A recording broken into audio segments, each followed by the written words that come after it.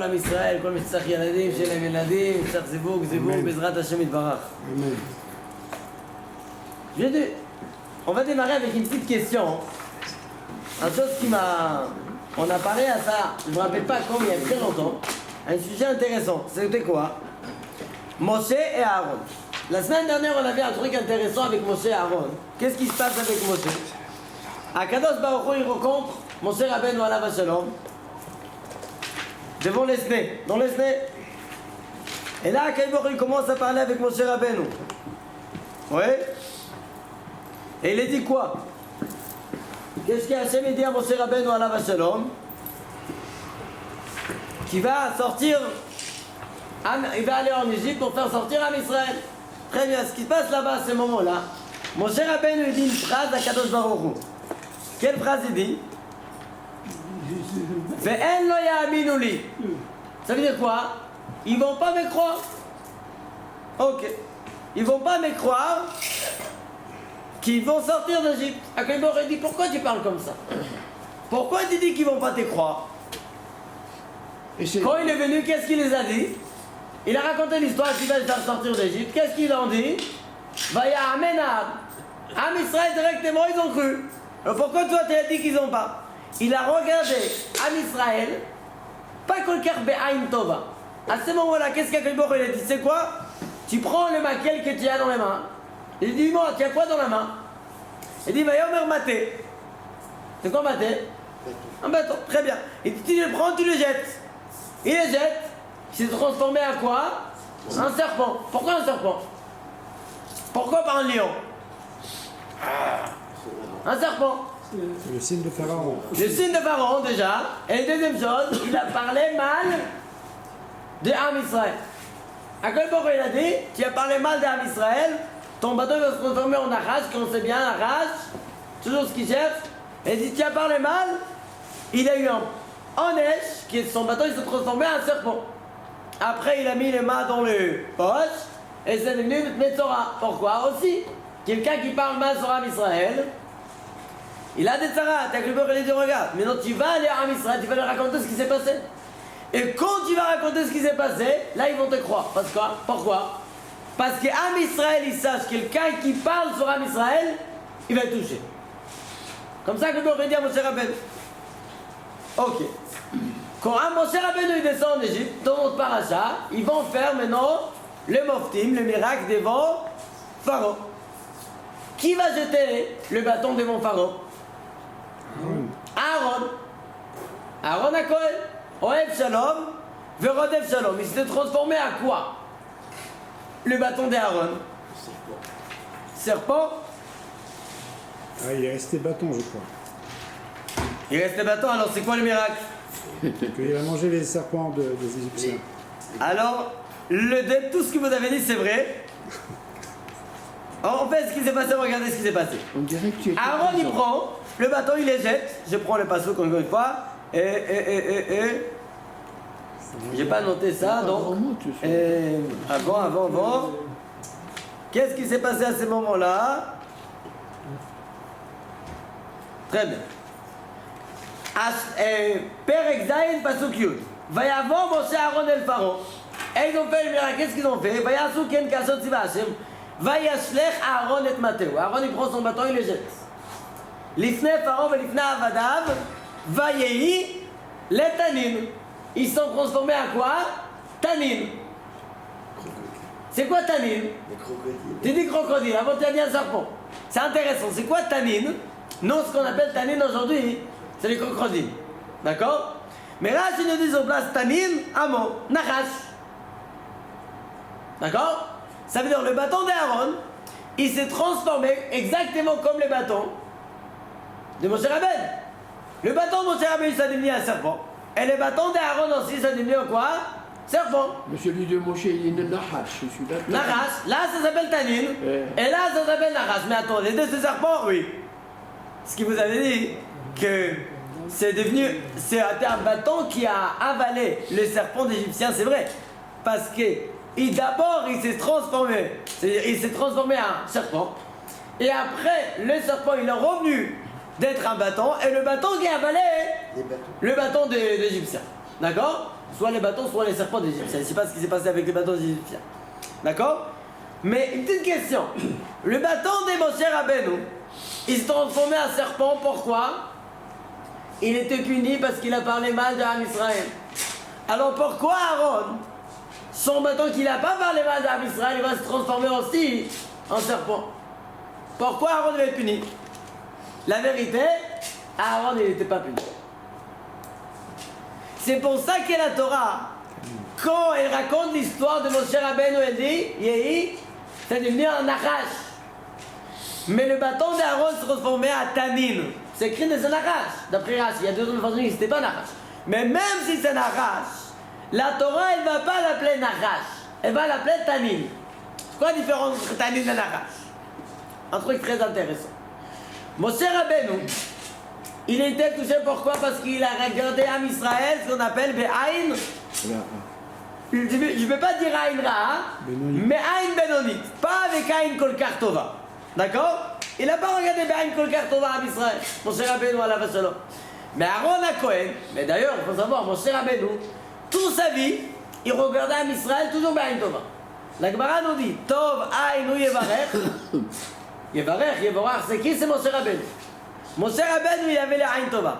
Mais à ce moment-là, il a regardé Am Israël comme ça, il y avait une petite chose qui était pas assez bien, et là il était touché.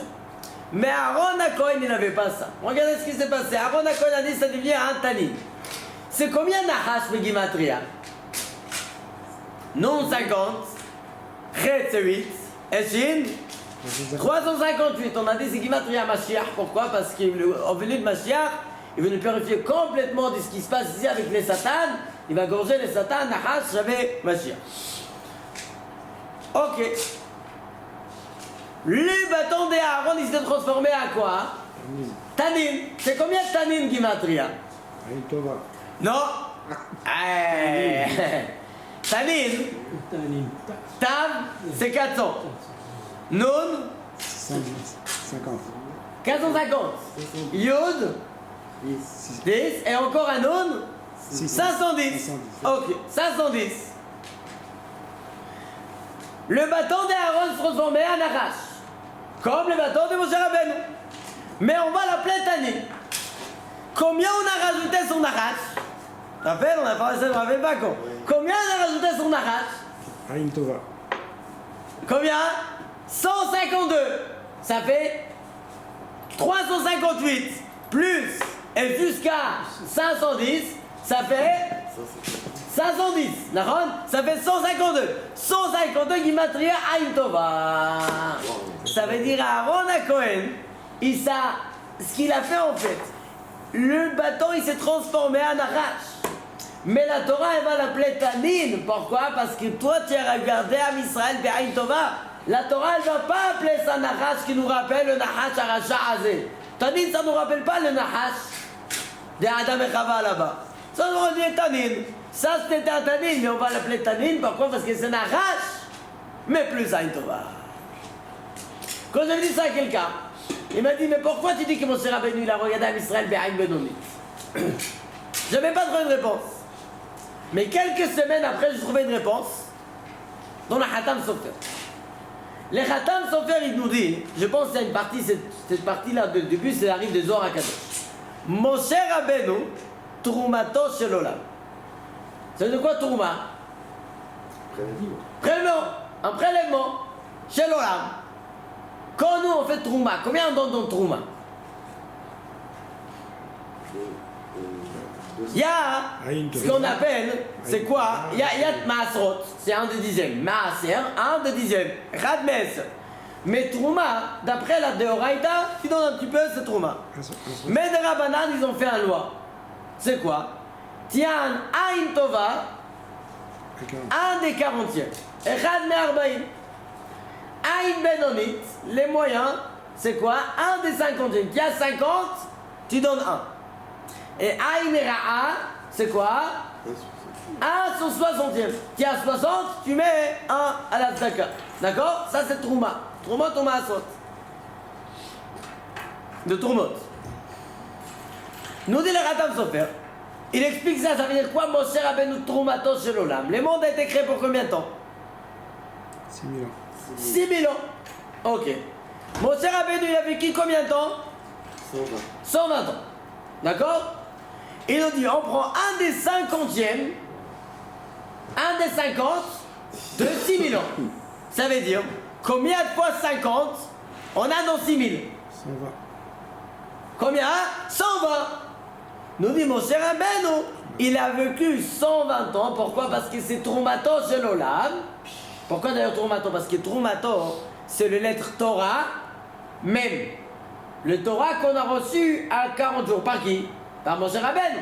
Donc Moshe Rabbeinu, il va vivre 120 ans. Et c'est pour ça que combien de jours il montait dans les ciels 3 fois 40, 120 jours. D'accord? Il a vécu 120 ans. Moshe Rabbeinu à la Vashala. Mais regardez. Le Khatam Sofer, il pose une question. Nous, on a dit qu'on fait un des 50e, ça fait 120. Mais il dit le Khatam Sofer, mais pourquoi il n'a pas eu Aïn Tova? Normalement, Moshe Rabbeinu, Aïn Tova, il devrait avoir combien? Un des 40, ça fait combien? Combien de 40 on a dans 6000? Beaucoup. Ça fait 6000. Divisé par 40, ça fait combien? ברוך אתה אדוני אלוהינו מלך העולם שהכל נהיה בדברו. 150. Combien tu sais quand tu as 120 Divisé par 40, Ça fait 150. 150. Alors pourquoi il n'a pas vécu 150 ans? Pourquoi il a donné 6000 divisé par 50 et pas divisé par 40? Un des 50e et pas un des quarantaines. Nous dit le Khatam Sofer parce qu'il a dit une phrase. Vehen lo ya'aminu li.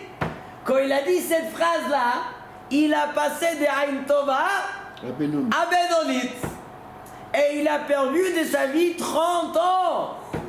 Parce qu'il a dit une phrase, Vehen lo ya'aminu li. Impressionnant. Pour une fois. Pour une fois. On a tout le temps dit Aïn Tova. Il est tout le temps, il avait Aïn Tova. Kadosh Baruch Hu medadek im tzadikim kechut asar. Pour une fois qu'il a dit, il y a un Tahana, il y a un diamant magnifique, mais il y a une petite rayure, paf. D'accord? Tzadikim, c'est tzadikim. 30 ans, comme ça, il dit, Khatam Sofer, il a perdu, parce qu'il a dit sur Am Israël, Vehen lo ya'aminu li, et son bateau, il s'est transformé en Nachash. On a dit aussi quoi? Qu'Aaron HaKohen, à ces moments-là, il y a un truc très intéressant. Il y a l'histoire de Moshe Rabbeinu, on a dit. Toute cette discussion entre Moshe Rabbeinu et qu'il a tombé là-bas, Moshe Rabbeinu, dans cette histoire-là, c'était où? Où Akadosh il a discuté avec Moshe à ce moment-là? Au Sinaï. Au Mont Sinaï. Pourquoi? Parce qu'il a dit, quand vous allez sortir de l'île, vous allez passer sur cette montagne. D'accord? Donc c'est là-bas qu'il a perdu le 30 ans et il était décidé qu'il va vivre 120 ans et sur cette montagne-là, il va monter 120 jours. Beaucoup plus tard, plus que 1000 ans, il y a une autre histoire qui arrive, qui se passe. Quelle histoire? Eliyahu Hanavi, il se sauve d'où? D'Achav et Isabelle. Il veut le tuer Eliyahu. Il se sauve. Il arrive à un moment et un endroit, il s'endort, il est fatigué. Il y a un autre qui le réveille et dit prends. Il lui donne un gâteau comme ça, pas de. Un gâteau qui arrive du ciel, lechem abiri, d'accord? Il mange. Il s'endort. Encore une fois. Allô, Eliyahu? Oui. Mange encore. Ouais, encore? Je viens manger. Non, mange encore. Il y a un long chemin à faire. Ok? Il mange. Et avec cet repas qu'il a mangé, il a marché combien de jours? 40 jours. Ça nous rappelle quelque chose, 40 jours? Oui. On a reçu la Torah, il a monté dans ces 40 jours. À la fin des 40 jours, il arrive où? Au Sinaï. En Mont Sinaï. Chorev. Chorev, c'est Sinaï. Un des noms de Sinaï, c'est Chorev. Il arrive là-bas à Chorev. Et là, Kadosh Baruch Hu, il dit, Mallecha po Eliyahu, qu'est-ce que tu fais là, Eliyahu? Et qu'est-ce qu'Eliyahu il fait? Il dit une phrase. Je me suis sauvé, pourquoi? Et il parle mal de Israël, il dit, et Beritra, et Ferou. Ils ont arrêté de faire le Brit Mila, que Baruch Hu dit, tu as parlé comme ça, depuis ce moment-là, tu vas traîner dans toutes les britotes de Am Israël parce qu'il t'a dit quoi? Et Beritcha Efer. Mais regardez, c'est impressionnant. Il a mangé, comme Moshe Rabbeinu il a mangé, le Chimabirim Achalish, Moshe Rabbeinu, de pain de ciel. Après, il monte, il va 40 jours. Et à la même endroit que Moshe Rabbeinu il a parlé mal de Am Israël, Eliyahu il fait la même chose. Il parle dans le même endroit de Am Israël, il va être touché aussi. Est-ce que c'est au hasard les histoires ou pas? Bon, c'est un truc qui va ensemble. On voit qu'il y a ici un lien entre Moshe et Eliyahu Hanavi. C'est le Makom. À mon avis, on voit que le Makom, qu'on fait une chose dans le Makom, c'est Mashirosh. Mais regardez, c'est impressionnant. Parce qu'il y a Kadosh Baruch Hu qui parle avec Moshe Rabbeinu, il dit comme ça. Quand il a parlé mal à Israël, qu'est-ce qu'il dit? Mazé beyadecha. Tu as quoi dans la main? Et il a répondu quoi? Maté. Déjà, c'est combien maté begimatria? 49 plus 54. 54, Gimatria, Dan. Pourquoi tu as jugé à Israël? Tu es en train de juger à Israël. Mais quand il a dit Mazé beyadecha, comment il dit cette phrase? Comment on écrit ça dans la Torah? Vous avez vu comment c'est écrit? Comment on écrit Mazé? Ah, même Hey, plus loin, Z. Même Hey, Zayen Hey. D'accord? C'est comme ça, Mazé. Mais dans la Torah, c'est pas comme ça. C'est écrit comment? Mazé. Mazé. Même Zayen Hey. Pourquoi? Pourquoi c'est collé comme ça? Regardez. Comme Moshe Rabbeinu il parle mal d'Am Israël, que le Boré dit Mazé beyadecha. Tu sais c'est quoi Mazé beyadecha? Mazé c'est combien Gimatria? Mazé 52. même Zayen Hey. C'est combien? 54, Non, Mazé comme c'est écrit dans la Torah. C'est pas écrit Mazé, c'est écrit Mazé. 47 et 52. 52 Gimatria Eliyahu. Ça c'est connu, Eliyahu c'est Gimatria Ben. Parce que quand il y a Ben, Eliyahu il vient. D'accord? Eliyahu il vient quand il y a Ben. Malachabrit, ouais, ils font un vestimento Ben Balanou. Bah Eliyahu avec lui. Donc Akadosh Baruch Hu il dit à Moshe Rabbeinu, Mazé beyadecha, sache qu'avec ce qui s'est passé, Eliyahu, il y avait la même histoire. Mais encore une fois, il faut faire attention parce qu'on parle, regardez, on parle de la grandeur de Moshe Rabbeinu et de la grandeur d'Eliyahu Hanavi. C'est pas qu'on parle des défauts de Moshe Rabbeinu. Regardez ce qui se passe. Moshe Rabbeinu, toute sa vie, il était bien. Une petite chose comme ça, il était touché. Nous on dit à l'éveil qu'Akadosh Baruch Hu il va compter ces choses-là pour nous. À l'éveil qu'on va arriver dans ce niveau, qu'on va nous parler des choses comme ça. C'est comme tu viens, c'est une voiture massacrée et tu regardes c'est rayé ici. Ouais. Mais qui a vu ça que c'est rayé ici? D'accord? Il y a des choses que... Je parle de moi. Des fois, on est... À l'éveil, quand on était comme Moshe Rabbeinu, qui a il a dit sur quoi? Sur une phrase qu'il a dit. Une phrase qu'il a dit dans toute sa vie sur Am Israël. Et pourquoi on dit qu'Eliyahu Hanavi, il a dit du mal? C'est pas ça, ça s'appelle du mal. Il a dit Eferu, Britra, c'est ça? Il a dit la vérité. Il faut plus la circoncision. Il a dit la vérité. Pourquoi il était puni? Alors il faut savoir. Il y a même une race qui dit que ce n'était pas une pénition d'Aaron. Mais comme d'Eliyahu, pardon. Mais quand même, il y a bien ici une chose, un ta'ana, encore une fois. Des fois, il faut comprendre qu'on parle de Gdolé Israël. C'est pas qu'il y avait un grand défaut. Des fois, c'est une petite chose dans la régachot qu'il n'a pas dit ça avec le cœur un peu déchiré. Des petites choses comme ça, il va être touché quand même. Parce que ça, c'est Gdolé Israël. Gdolé Israël, les Gaon Mivina, il faut comprendre. Les Gaon Mivina, quand il avait à peu près 60 ans, il a sorti faire un galout. Pourquoi? Parce qu'il a entendu par sa mère, quand il était petit, sa mère il a raconté que pendant qu'il a allaité, il a mordu sa mère. Et pour ça, il a sorti faire un galout. C'est quoi ça? C'est quoi ça? Faire un galout, c'est ce qui s'est passé quand il y avait un an? Oui. Pourquoi? Il est tellement haut que pour lui maintenant, il va faire ce qu'on appelle des cheshbonef sur des choses qui s'est passé il y a 60 ans quand il avait un an. Moi, quand j'ai fait cheshbonef un jour avant, j'ai pas besoin d'aller même un jour en arrière. J'ai fait le même jour déjà, combien il faut des déconner à faire les jours même. Alors je ne parle pas d'un nom d'argent et il y a 60 ans. Mais les gars, c'est des gens qui étaient tout propres. Ouais, c'est des tzadikim comme ça. Ils étaient... Ok. Donc alors on a dit Mazé Beyadecha ve'omer Maté. Ok, ça on a vu un peu des choses là il y a très longtemps, mais je vais maintenant prendre une nouvelle chose de la paracha de Shavua.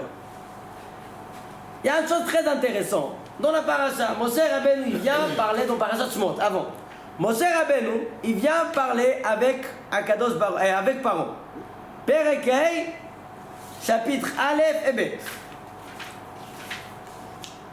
Ve'achar ba'u Moshe ve'Aaron vayomeru et Paro. Moshe Rabbeinu il vient devant Paro, il dit comme ça.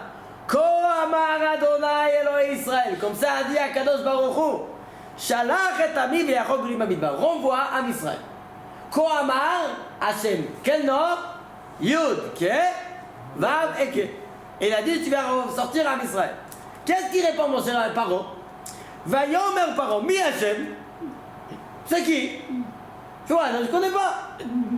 Asher Ishma Bekolo, les Shalach et Israël. Qui est le monsieur qui me demande de faire sortir à Israël? Lo Yadati et Hashem. Déjà, je ne le connais pas.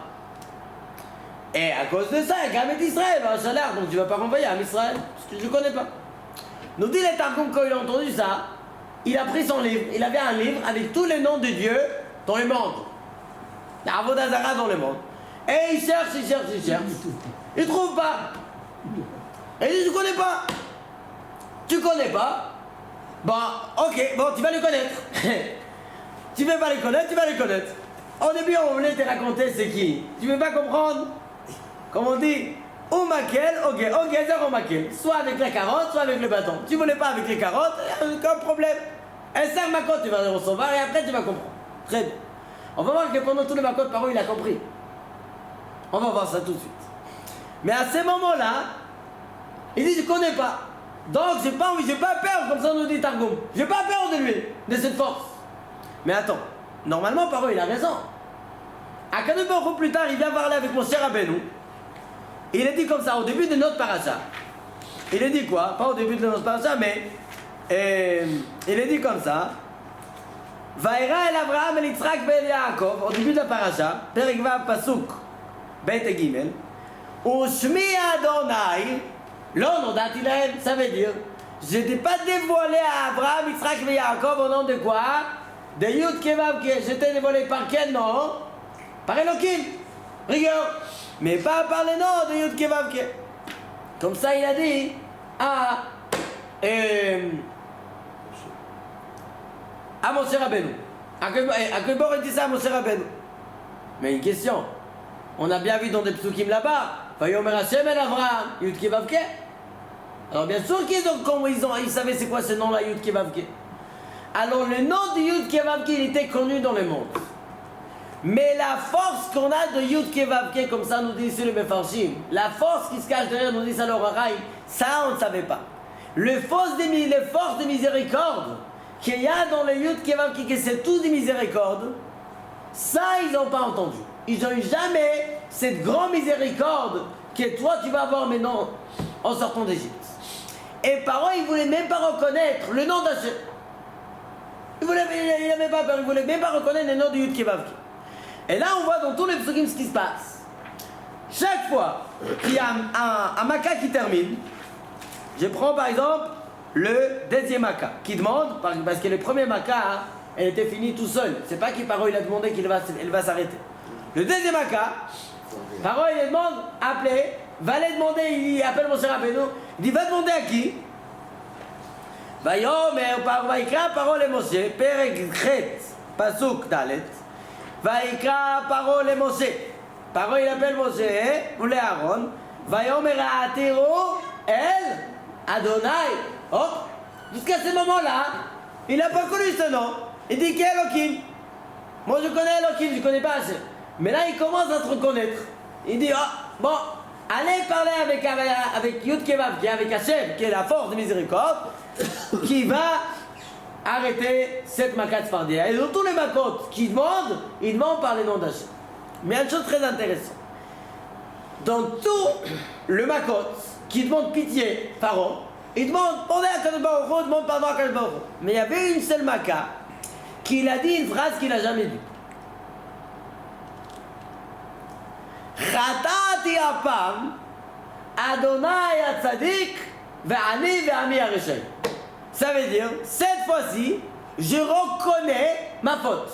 C'est pas qu'il n'y a pas, j'ai fauté pas avant. On dit là, le Rashba, mais tous les Mefarshim, que cette fois-là, je reconnais ma faute. Adonai Atzadik, Yudke, le nom d'Hachem, Yudke Vavke, Atzadik. Ve'ani, Areshaim. Et moi et mon peuple, ils sont rachats. Qu'est-ce qu'il a pris, il a eu, c'est dit, qu'est-ce qu'il a reçu sur la tête? Il a mangé un grenouille, ça l'a pas aidé. D'accord? Il a avalé un grenouille à 4 fadréas. Kinim était gratté. Tout ce qu'il a eu, ça n'a rien bougé de ça. Il y avait une Maca qui a sorti cette phrase. Même pas Maca de Bechorot, il a dit cette phrase. Donc quel Maca il a dit ça? Barat. Maca de Barat, il a dit Khatati apam, Adonai Atzadik ve'Ami Aberashem. Qu'est-ce qui s'est passé dans Maca de Barat qui était si grave qu'il n'y avait pas dans les autres Makot, qu'il n'a pas dit cette phrase? C'est le mélange de feu et l'eau, non? C'est pas naturel. Alors on peut aller avec ce schéma-là, qu'il a vu le mélange de feu et de la grêle ensemble, il a dit une chose qui ne va pas. Je pensais à ça, c'est possible. On va aller sur une autre direction. Dans Makat Barad, il y avait deux choses. Il y avait ce qui était dit, Barad, le grêle et l'air, le feu mélangés. C'était la massacre, cette Barad-là. Mais il y avait une autre chose qu'il y avait pendant Makat Barad. Normalement, on passe, bon, pour nous c'est normal, mais non. C'est ça qui a fait réveiller fort. C'est quoi? Je prends le bazouk. Makat Barad. Et c'est la dernière Makat dans la paracha.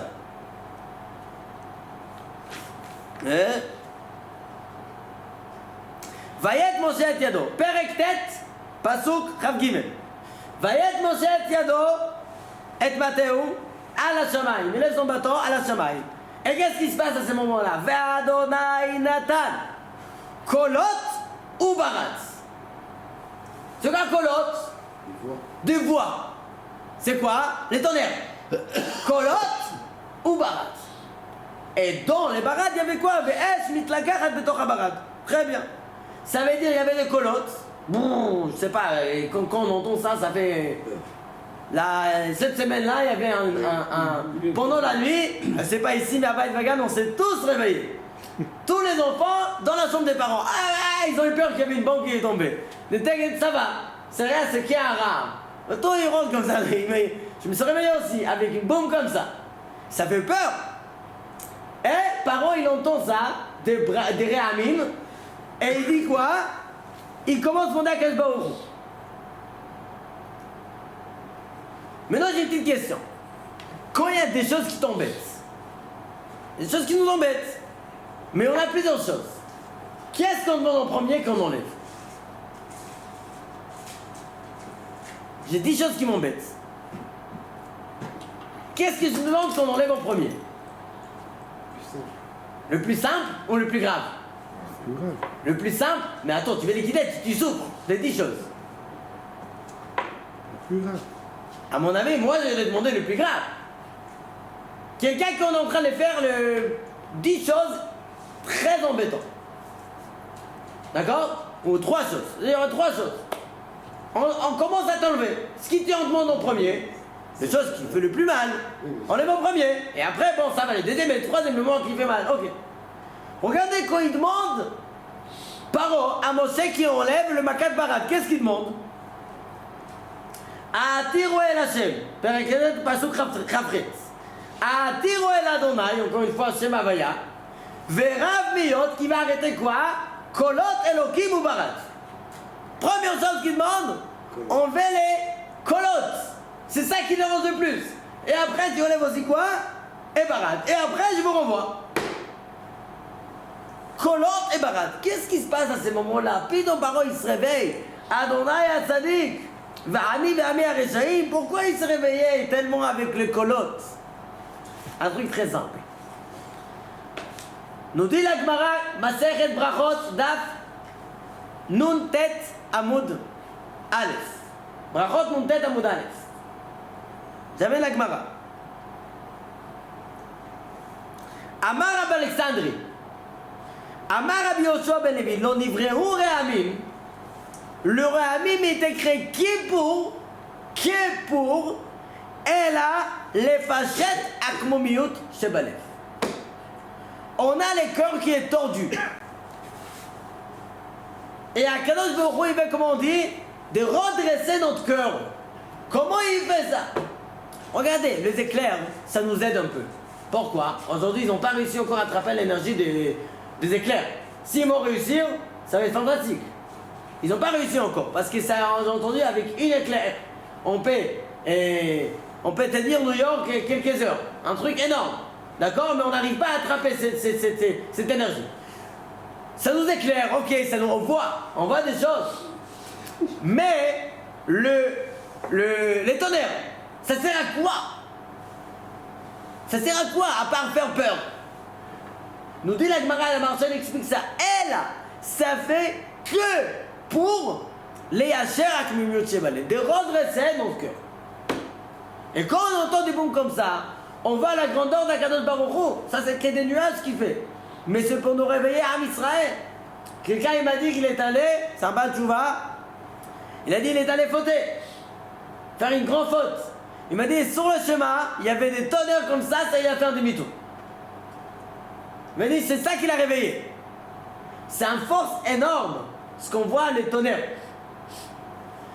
Paro, quand il entend ça, même Paro, son cœur, qu'avait lève Paro, même le cœur de Paro qui lui qu'avait toujours, à ce moment-là, quand il a entendu le tonnerre, il commence à réfléchir et il dit Khatati Apa, ces moments-là, je reconnais mes fautes. Comment Paro, il a réussi à reconnaître ses fautes? Khatati Apa, Adonai Atzadik ve'ani ve'ami Arishai. Regardez, c'est quoi les forces des tonnerres. Mais Paro, c'est Paro. Quand Akadosh Baruch Hu, commençait Rabbeinu, il parle avec Paro, il dit regarde, il n'y a aucun problème. Je t'enlève le tonnerre, je t'enlève la grêle, il n'y a aucun problème. Mais il dit une phrase avant. Vayomer elav, il n'y a aucun problème, je sors de la ville et je vais commencer à prier Akadosh Baruch Hu. Mais il dit comme ça. Ve'ata va'avadecha, mais toi et tous les esclaves, je sais très bien, qui terem tiru mipnei Hashem Elokim, mais vous n'avez pas compris encore. Nous dit Rashi, pour le moment que tu entends encore le voix de tonnerre, tu as la crainte. Mais dès que ça va s'arrêter, nous dit Rashi, tu vas oublier complètement ce qui s'est passé. Ça c'est Pharaon. Ça peut redresser le cœur de Pharaon, mais pour quelques minutes, quelques heures. Dès que ça terminait, paf, il retourne Pharaon. La même Pharaon qui était avant. Ce qui Kadosh Baruch Hu nous demande, comme moi j'ai fait des tonnerres pendant l'hiver, il faut que minimum ça va durer jusqu'à le premier hiver, tout l'été, en mois. Ça va tenir. Que Baruch Hu fait des tonnerres pour que ça nous réveille. Pas qu'on va être comme Pharaon, que le cœur il était redressé, il était écrasé, et après il a redressé notre cœur, et après il revient à la même chose. C'est pas être comme Pharaon. Parce qu'ils vont voir le force de Kol, Kolot, c'est une force énorme. Déjà, on connaît dans la physique, le force de sang, même s'il est spirituel, il peut faire des choses. D'accord? Il y a une bombe, qu'est-ce qui se passe? Tous les vitres qui se cassent, pourquoi? C'est une force. Ça fait une force, ça crée avec l'air et tout ça, ça fait une force. Le son. Mais une autre chose qu'on voit dans les sons, on va voir quelque chose qu'on parle des sons qui a la force. Par exemple, au Mont Sinaï, qu'est-ce qui s'est passé là-bas? Vechol Ha'am, j'ai la peine la passouk qui est écrit là-bas. Mais attends, avant ça je vais rajouter une autre chose, très intéressant. La passouk nous dit, Perek Tet passouk Chavav, pendant le Makat Barad, qui a il a amené quoi? Kolot et Barad. Et après la passouk nous dit, Rak Be'eretz Goshen, la ville de Am Israël, Lo Haya Barad. Mais attends, pourquoi il y a écrit Lo Haya Kolot ou Barad? Hein? Ils n'en ont pas besoin. Tu dis, on n'a pas besoin, mais il y a écrit quoi? Rak Be'eretz Goshen, Lo Haya Barad. Ça veut dire Barad, il n'y avait pas. Mais de Kolot, Oui. des Kolot, il y avait. Comme ça, j'ai vu, je pense, dans la bête qui dit ça. La bête, ou je ne me rappelle pas, j'ai vu un Mefarshim qui dit ça. Diouk dans la passouk, c'est écrit Beret Goshen, il n'y avait pas de barad. Pourquoi? Il dit parce qu'à Am Israël aussi, on devrait réveiller Am Israël. On sait bien, il n'y avait pas beaucoup d'Am Israël qui n'étaient pas tzadikim. Pour réveiller Am Israël, à Pénétéboro, dans tous les makot, il n'y avait rien en Eretz Israël, dans le Goshen. À part le kolot de Makat Barad, qui était là pour réveiller aussi Am Israël. Et c'est pour ça, quand on a reçu la Torah, il y avait quoi en première chose? V'Hashem Natan, kolot. V'chol ha'am ro'im et akolot. Les kolot, ils étaient là pourquoi? Pour réveiller Am Israël. Comment c'est écrit dans le passage? V'chol ha'am ro'im et akolot. C'est combien akolot? Am Israël, c'est qui les Am? V'chol ha'am ro'im et akolot et alapidim. C'était en Matan Torah. C'est qui le peuple qu'ils ont vu les kolot et lapidim? Am Israël, on était qui en Sinaï? Les Palestiniens qui ont reçu la Torah? Am Israël, regardez. Vechol ha'am ro'im et akolot. Le peuple, ils ont vu les kolot. C'est combien akolot? Eyevav. Pardon. Eyekuf. 105. Lamed, il n'y a pas Vav. Il y a Rola. Lamed. 135. Vav. 141. Et Tav. 541. Gimatria. Israël. D'accord? Vechol ha'am ro'im et akolot. Am Israël, ils ne sont pas contents. Ils ont entendu les voix qu'il y avait au mont de Sinaï jusqu'à aujourd'hui. On sent cette voix-là, on a reçu la Torah, on danse avec la Torah, on étudie la Torah. Grâce à quoi? Grâce à Akolot qu'on a entendu là-bas. Mais regardez, c'est quoi la force des voix? Kol, c'est quoi Kol? Quelques exemples que j'ai trouvés. Première chose, où on voit les premières fois le Kol dans la Torah. J'ai pas cherché avec l'ordinateur, mais c'est comme ça de ma tête. J'ai amené quelques exemples, je suppose que j'ai sauté, mais quelque chose comme ça. Kol Yaakov. Bon, avant. Adam et Chava, c'est pas ici Chumash Bereshit. Ah oui, Adam et Chava, ils ont fauté, ils ont mangé des tzada. Qu'est-ce qui se passe là-bas? Ils se cachent. Pourquoi ils se cachent? Ils ont honte. Ils ont honte. Mais de qui ils ont honte? Parce qu'ils ont entendu quoi? Il a fait il y a écrit comment dans la Pasuk? Perek Gimel Pasuk Retetet. Sam Vaishmeu et Kol Elohim Italech Bagal Leruach Hayom. Et là, que m'aurait dit Adam, où tu es? Il dit, je suis là. Mais pourquoi tu es caché? Il dit, parce que j'ai entendu ta voix et ta Kol. C'est quoi le Kol? Le Kol, c'est une force énorme. Regardez, il entend la voix d'Hachem. La voix. Kol Hachem. Et il se cache. Plus tard, il y avait le fils d'Adam, Caïn, qui a tué son frère. Chet. Et qu'est-ce qu'il fait? Evel, pardon. Evel. Caïn a tué Evel. Et quand il a tué Evel, qu'est-ce qui se passe là-bas? Akadosh Baruch Hu, il vient voir Caïn, il dit, Caïn, dis-moi, il est où ton frère? Le monde il est grand, il n'y a personne. Il est où ton frère? Il n'était pas encore à Dubaï, ni à Miami. Il était où? Hein? Il a dit, il est où ton frère? Il dit, je sais pas, à Somer, à Rianochi. Il n'y a rien à Kadosh de mon frère. Qu'est-ce qu'il répond à Kadosh Baruch Hu? Tu le sens. Ma'asita. Kol dmei achicha tzoakim elai min ha'adama. Le voix de ton frère, de son de ton frère. C'est quoi la voix de son de frère? Est-ce que le son il a une voix? Oui. C'est quoi Kol? C'est pas un voix que nous on entend, mais un Kol c'est une force. Comme on a dit ici, Kol Hashem. C'est une force énorme, comme ici, les Kohanim et Takolot, ils ont vu les voix. C'est pour ça, c'est ça qui a réveillé Pharaon. Même le cœur de Pharaon, il s'est réveillé avec ça. Un peu plus tard, comme tu as dit, Kol Yaakov, Akol Kol Yaakov. C'est quoi la force d'Am Israël? Kol Yaakov. Am Israël, le force, c'est le Kol, c'est la voix. Pourquoi? On est connecté, on voit c'est quoi la force d'Akadosh arrive par le Kol. Notre force aussi, il arrive par le Kol. Il y a beaucoup d'exemples comme ça, j'ai amené quelques-uns des exemples. On va finir avec ça. Il y a un misement dans Teilim. Perek Raftet. Là-bas, on dit ça chaque Shabbat. Il y a beaucoup de kolot là-bas. 7 fois kol. 7 fois kol. Perek Raftet. Raftet. Ça veut dire 29. Kol Adonai Alamai. Et c'était une ligne. Ou un sido. C'est bien aussi. C'est Mincha. Hein? C'est Mincha. C'est ouvert? Hazak ou Mizmor le David, on dit comme ça, et après on dit comme ça. Kol Adonai Alamai. Le voix d'Hachem, il est sur l'eau. Où c'était? Près d'Olam. Et la Kavodiri. Hachem Almaim Rabbi. Kol Adonai Bakoach. Chaque chose, ça je pense, c'était dans Kriyat Yam-Suf. Kol Hachem Be'adar. La beauté.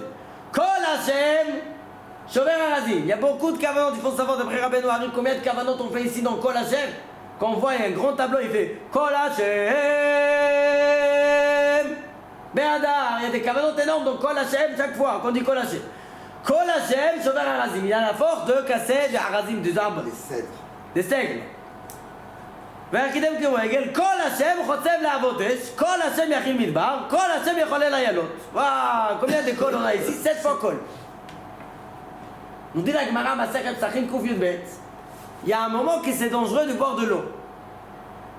Nous dit la Gemara, quelqu'un qui la boit, il a peur de ces moments-là, il a soif. Qu'est-ce qu'il va faire? Il va prendre le verre et il va dire tous les 7 cols qu'on a ici. Et ces 7 cols-là, il a la force d'annuler toutes ces 7 forces qu'il y a dans l'eau. Mal dans ces moments-là. C'est une force énorme de boire le kol. Kol Hachem. C'est ça qui est intéressant dans les Yann de Kol Hachem. Et pourquoi j'ai dit tout ça? On va finir avec ça, mamash. Il faut comprendre que Am Israël, En Koram et la Babé. Notre force de Am Israël, ça arrive d'où? De la bouche. Le Kol Yaakov. Si on a la voix, il faut avoir l'armée et tout ça. Mais le plus important, c'est Kol la Torah. Qu'on utilise notre bouche pour le bien, on a tout. Mais si Chas v'Shalom, on utilise cette armée-là contre nous-mêmes, en parlant des bêtises, en parlant de la Shonara, ça va, tu as pris le meilleur armée qui t'a eu, le meilleur arme qui t'a eu, et tu utilises contre toi-même. C'est ça qu'Hachem nous demande. C'est quoi la force des voix d'Hachem et les voix d'Am Israël de Kol Yaakov. Baruch Adonai l'Olam. Amen ve Amen.